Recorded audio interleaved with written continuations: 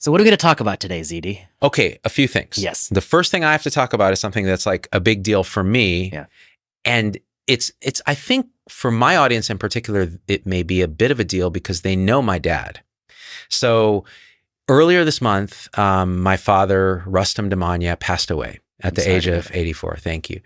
But I just wanted to tell the story real quick because it's surprising to me how this went down and how terrible these things can be and the deal with grief. Because I think many of us in medicine, we're used to dealing with families. We're used to telling people bad news. We're used to all these things, but we're not so used to having it happen to us.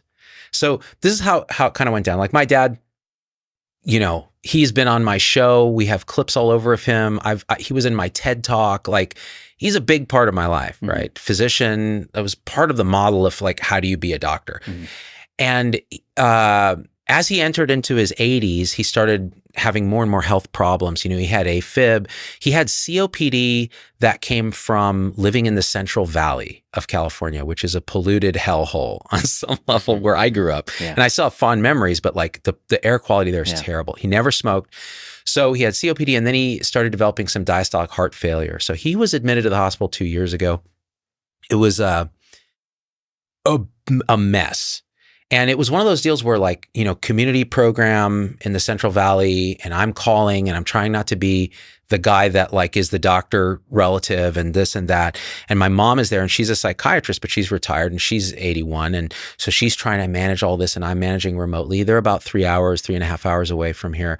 And I went down there. And so we had this kind of dry run of what it's like to have a parent get really sick. And so that was a blessing because I went there, I saw my dad when he went to rehab, and we got to sit and have a conversation about what are his wishes? Like, what does he want, after he passes? Like, it was in a way the kind of blessing that many people don't get to do it. Either they're scared to have the conversation, they're superstitious, or life gets in the way. So I had this like grace come and say, okay, here's a dry run, right? So in the period since then, when I'm a good Indian son. I call every week, talk to my mom, or more like she talks at me.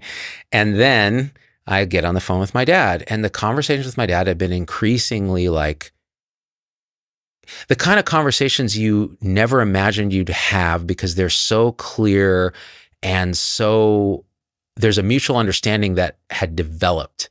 And I think the fear of what had happened 2 years ago, he knew, he's like, okay, there's an expiration date on all humans. And like, it's time to kind of wrap things up nicely. So the conversations we would have are things like, he would say, why aren't you practicing medicine? Like, don't you feel like, if you're not seeing patients every day, there's something wrong? And I asked him, well, why is it that so let me ask you a question. Like, if you didn't get paid and you had all the money you wanted, like, you're retired now, would you still go and see patients? And he did. He would do disability evals just to go see patients. Yeah. And he said, yeah, I would. And I said, why? He goes, there's something about getting up in the morning, putting on a shirt, putting on a suit, a jacket, and going as a professional to go help other people. There's something about it. Sense of purpose. It's a true purpose. And it gets you out of bed every day. It gives you something to do. And the truth is he only stopped doing it a couple of years back, just prior to when he got sick. I see. And I noticed that then the physical decline accelerated alongside with that. And I said, so that feeling you get where you have this purpose, I get it every single day. I get up, I do my show, I talk to Vinay, I talk about meditation, I sit and meditate. It's the same thing. I feel like exhilarated, like I'm alive. And he got it. Like he actually understood. He's like, okay. And he never bugged me about it again. Wow.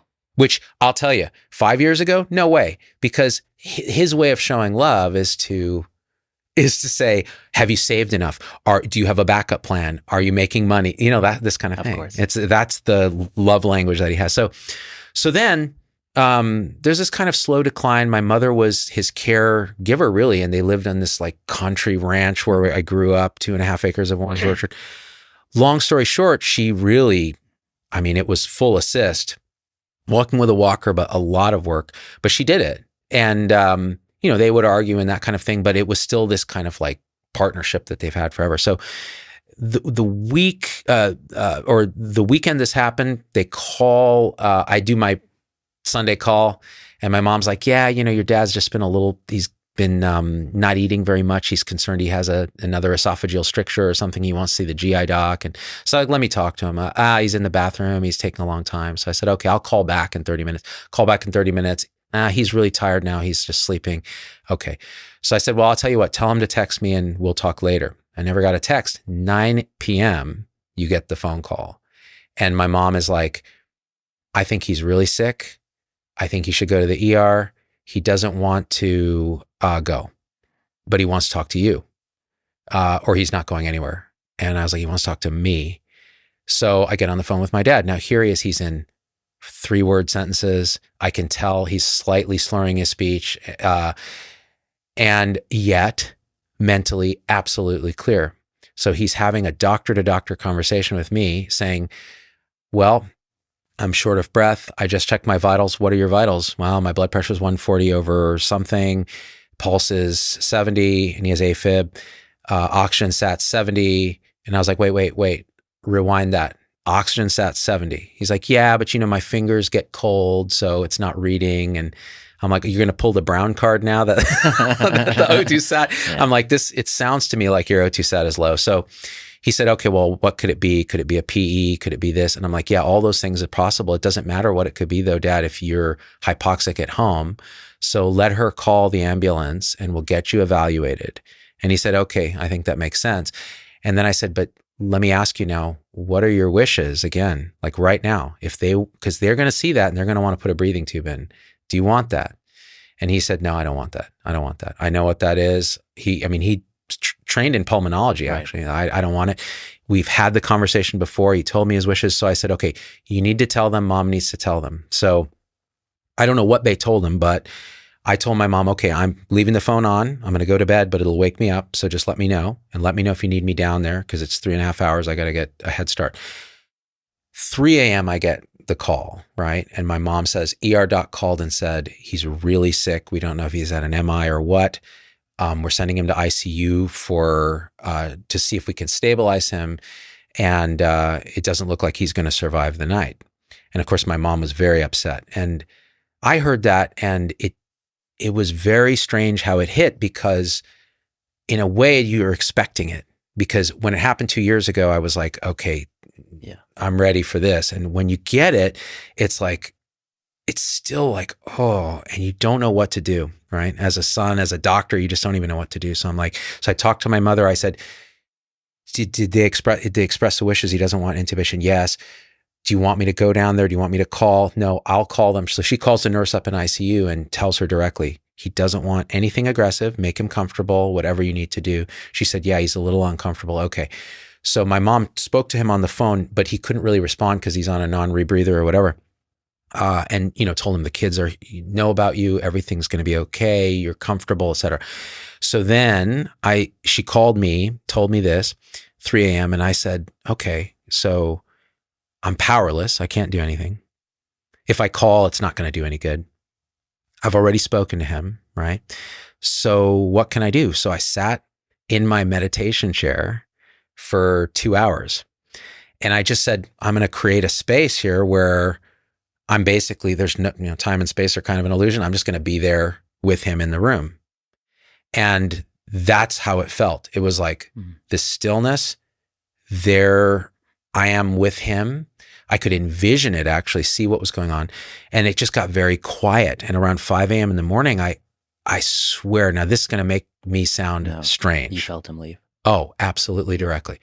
I felt this expansion of, I don't know how to describe it, and a release, this blissful release. And I knew 100% that it was him passing. 15 minutes later, I got a call from my mom, and she was tearful, and she said, "He's died. The ER just called." And it hits you immediately, but that's that experience that I had with whatever that was. And the thing is, we can put whatever meaning we want on anything. We can talk about it any way you want. Placebo, I don't know what. I don't care. That was him. I experienced it. It was peaceful and blissful. And that was enough to immediately fill me with a sense when I heard of just, I don't know how to say this, gratitude. Like, oh my God, like this could have gone in so many ways that would have been terrible. And instead it went at 84 with all this prep where we've had the conversations and I was there with him. And that's how it went.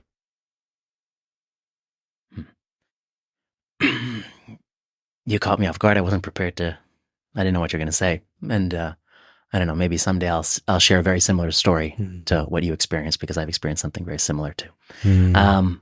But I guess my thought is that, I mean, maybe the gratitude is that he lived a good life, and all the ways in which medicine could have bungled that last day and has bungled it for so many people.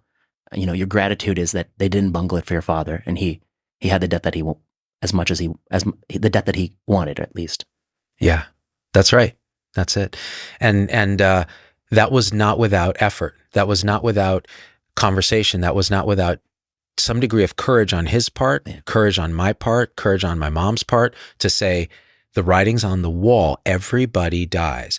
And what shocked me was was that sense of gratitude. There wasn't this immediate sense of loss. It was a sense of, oh, wow, what a relief that went the way it was, and how horrible it could have been. And also this sense of gratitude for him and everything he's done. And then over the next few days, that's when just the waves of loss and grief and sorrow and crying and all that just shows up.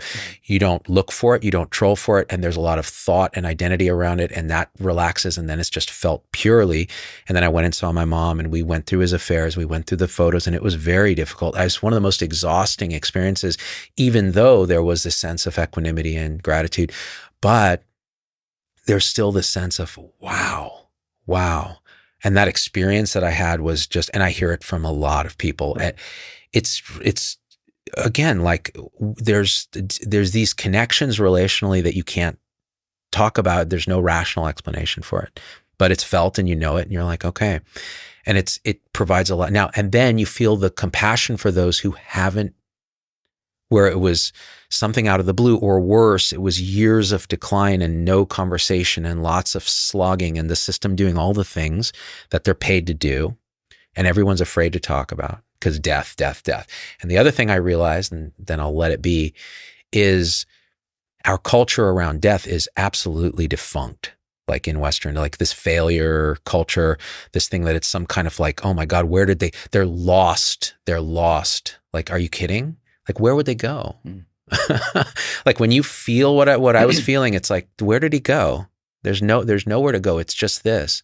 So this idea that we revile death and we fear it and we try to avoid it is absolutely a cause of so much suffering for the living. Mm-hmm. Yeah. Yeah, it reminds me a little bit of, Louise Aronson, who is a geriatrician at University of California. I know her well, yeah. And she has a paper in New England Journal about her own mother's death, who didn't want intubation, and how they went down that path. All the things she didn't want, they did. One thing leading to the next, Always, yeah. And I think about so many patients we've taken care of, over the years, that you can't reach the family member. A 90-year-old comes with pneumonia, can't really communicate their wishes, and you can't reach the daughter, or there is no daughter. And then they get full court press. I mean, they get intubated and, pressors and CVVH, and until they can find somebody who's willing to say, they didn't want this. So, that's a challenge. And then I think the other thing I wanted to say was that, your experience was that you felt like you knew the moment it happened. Yeah. At a distance. And I think that's something that for those of us in medicine, and me, I wear my science hat a lot of the time. Like I wear my extremely rational, skeptical, hat about material phenomenon, what is possible, what's not possible, what's coincidence, and what, but I think, and so many people in our business wear that hat. Mm-hmm. And it's tough for us to hear those kinds of stories. We can be dismissive of it. But I think with time, with maturity, with experience, you become more understanding of that. And when those things kind of happen to you, it really puts it in a new light. And it's always a reminder that, there's a lot we don't know in science, although we think we know everything. That's beautifully said. Yeah, science is one aspect of our ability to understand reality, and then experience is another. And the chaplains know this, The hospital chaplains know this. They've probably experienced this many, many times. And the other interesting thing is this sense of presence is fascinating. When I went to go to my family house and saw my mom there by herself, I walk in the house and there's no sense that something is gone.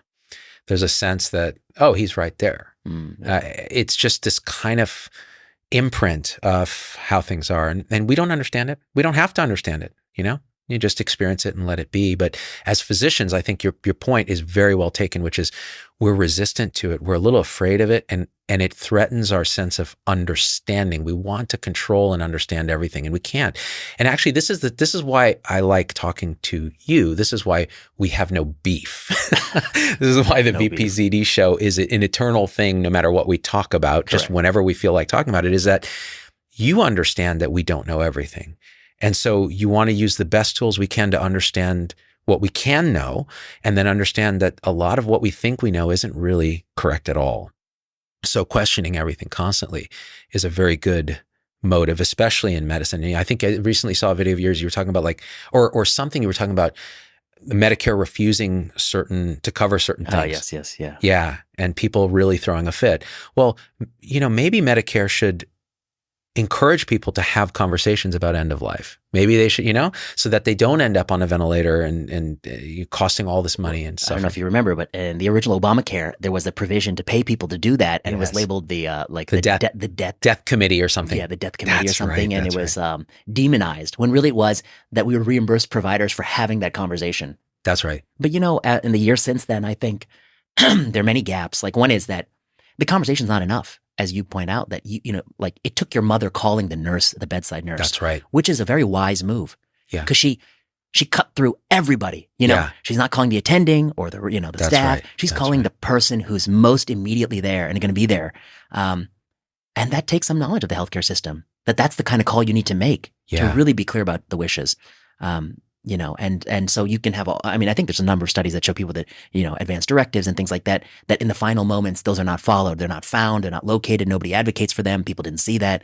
So that's a problem too. Absolutely. Yeah. And so having a family that can advocate for your wishes means that having a family that has had a conversation with you, or a surrogate decision maker, picking who is it that's making your decisions. And then what a shit show it is. Yeah. In the hospital. Like, how do you have to advocate? You advocate for yourself if you can, and if you can't, you need someone to advocate for you. So it was a blessing. And then of course, there's so many people who talk about guilt and regret around death. Like, I wish, and for me, I can tell this story. I was in Los Angeles the week prior with my family on spring break, and we were doing different things. And I could have driven up through the Central Valley and seen them. I would have seen him the day before he passed if we had done this. But there was something in me intuitively that was saying, don't do that. It will stress your parents out. They'll have to go into host mode. There was something in me that said no. Now, there's so many ways to look at this now and go, oh, well, if I had just gone, it's just so terrible. Please forgive me, this. But it doesn't feel like that at all. It feels like that's exactly how it went down. That's how it happened. That's how it was supposed to happen. Yeah. So I think the point here is, for many who've lost someone, they live in this world of thought construction where it's like, I should have, I would have, I could have, why didn't I? Or anger, or all the things. Those can arise, that's fine. But man, it generates so much suffering. And the loved one that's gone, honestly in most cases, would not have wanted to see you suffer like that. So you have to forgive yourself. Like, if you haven't had the conversation and someone was tortured on event, you have to say, that's just how it went. Now I'll do something different for the next loved one or whatever. But you can't beat yourself up over it, because that can just get brutal.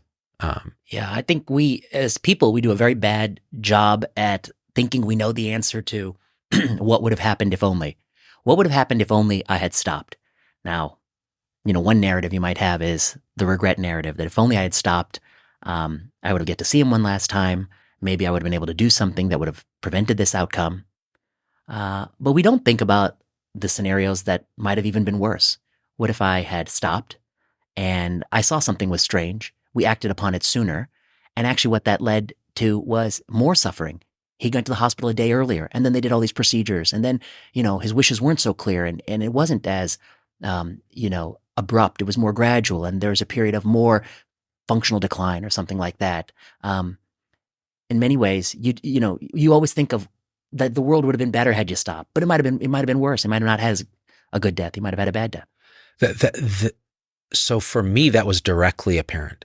If I'd gone the day before, I would have seen him and I would have been like, you need to be in the hospital. Correct. Yeah. And it would have been, I just know it would have been a shit show.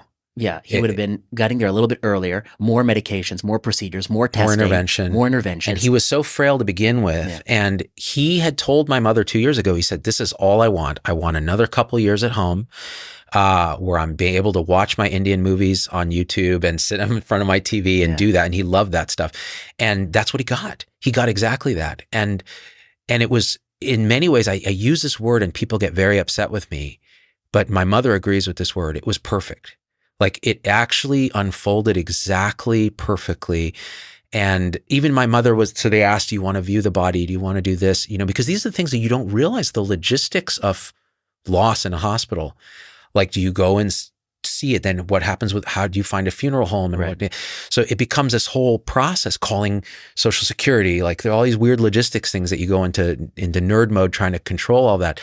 But, she said, no, I want my last memory to be he and I arguing about getting in the ambulance. Like, that's how we were. Like, that's what I want. I don't want to see him in this with this and that. And I thought, that's beautiful. I'm with you. That's okay. There's no way this has to be. Yeah. And that's one thing we don't talk enough about, which is that the moment after somebody passes, the loved ones are not given an opportunity to grieve 100% because there's just so much logistics, so much paperwork, so much bureaucracy, so much figuring out the next step. And, we don't do a great job around that. We put a lot of burden on families in those moments. We do. I'll say this. Yeah, and my mother in particular, because she was there, and then having to go to the funeral home and get 20,000 questions from the funeral person. But you know what? In a way, it was absolutely cathartic and therapeutic for my mother. And one sense I got, and so this is a kind of counterpoint to that, is... Oh, it gave her purpose or some structure. Yeah, and there was also this aspect for me where I got the sense that, because I'm a bit of a misanthrope, I could do without most people most of the time. Like, I really think humans as an operating system is problematic. And that's one thing that we have in common. That's why people are like, you have beef? I'm like, of course, we have beef with everyone. Like, there's nobody is spared. Uh-huh. The sense I got when this thing happened was, wow, this is where a human collective actually springs into use in a way that an individual would have a real hard time. Like, in ancient times, you'd have to take the body yourself, go figure out, go bury it, do all of this. And I was like, there's a process, there's a funeral home, there's a system, there are checklists, you can do it. And there's all these people that spring into action to help in a way. So I actually had the opposite experience. Okay. I was like, oh yeah, there's a lot of information, but thank God these people are here to help, because otherwise I wouldn't even know the first thing to do. Yeah. So, and it was helpful for my mom too. And then, going back to Clovis and seeing my mom, and then going to it was funny. We went to the bank to close this is what I'm talking about. You're closing these accounts. Yeah, closing accounts. And you have to bring copies of the death certificate. Exactly. Death certificate, and then emptying a safe deposit box and this and this and this. And while I was there, I got recognized by an ER doc, and it's like, oh, thanks for everything that you do. And COVID and this and the same thing. And it's weird how just everything you're just like, wow, we are all relational. As much as I find humans obnoxious, like, we can't live without them. Like, it is one big web of things. So in the end, I have to say there's gratitude. There's gratitude to people that I know that have been very supportive, and gratitude that my dad got to be in my videos and enjoyed it and got to see me talk at a live thing in our hometown for our medical society. And he taught me so much, and I think he got to see the fruits of that, so that I'm grateful for that. But at the same time, you miss your daddy, Yeah. And it's been a few weeks. How are you doing now? It's funny, like, it just out of the blue, I'll think, oh, I got to call my dad today, and there's nobody there. And that's when it kind of really, or you'll see you'll hear a song or something, it'll hit you. And the beautiful thing is when grief comes now, I tell you, like, I don't know, Vinay, like 5 years ago, before I'd done all this nonsense meditation stuff and going to retreats and working on this sense of identity and self and all this, this would have been very, very hard. Like, because I would have been in thought, thinking. And instead it's like, I just feel whatever comes up, and it's gone.